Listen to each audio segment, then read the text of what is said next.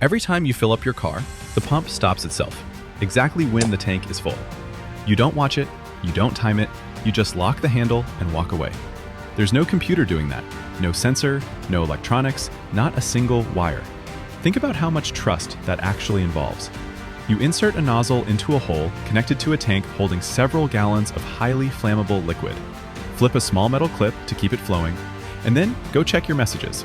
No alarm, no countdown, no one watching. And somehow, every time, the pump stops before your tank overflows, before fuel pours down the side of your car, before you have a genuinely terrible afternoon. That little click you hear when it shuts off, that's one of the most elegant pieces of mechanical engineering you interact with every week. It has no power source, it costs almost nothing to manufacture, and it's been solving a serious safety problem for over 70 years. Here's how it actually works.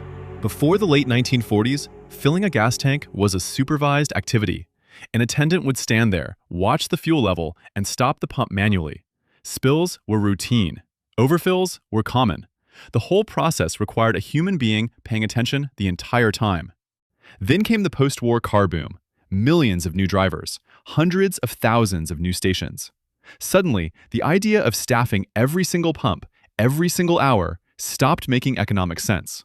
Self-service was the future. But self-service had one obvious, dangerous problem. Ordinary people don't watch fuel levels. They get distracted. They wander off. The solution came from a principle that physicists had understood since the 1700s. Someone just finally figured out how to fit it inside the handle of a nozzle. Look at the tip of any gas pump nozzle. Right near the end, the part that goes into your tank, there's a small hole. Easy to miss. Most people never notice it.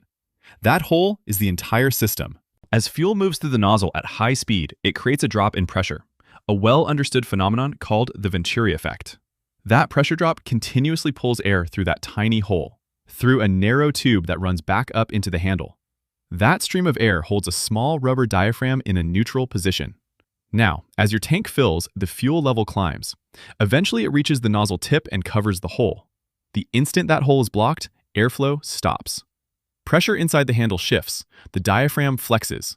A mechanical latch releases. The pump shuts off.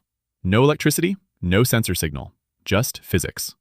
The device is called an automatic shutoff valve, and the design has remained essentially unchanged since the 1950s, because it doesn't need to change. It just works. But here's what most people never realize. The nozzle has no idea how full your tank actually is. It only knows when fuel has physically reached that small hole near the tip, which is typically an inch or two below the filler opening, not the bottom of the tank. If the nozzle is angled wrong, or your filler tube has an unusual curve, fuel can splash back up and cover that hole before the tank is anywhere near full. That's why pumps sometimes click off at 80%. And that habit of squeezing the handle a few more times after the click, topping off, isn't just wasteful. Modern cars have a vapor recovery system in the filler neck that gets damaged when you force more fuel in after the shutoff. The nozzle clicked off for a reason. It's telling you something.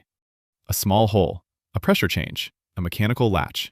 That's the entire system standing between a routine fill-up and a fuel spill, billions of times a day, powered by nothing.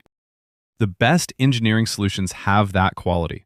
They become so reliable, so invisible, that you stop registering them as solutions at all. They just become the way things are.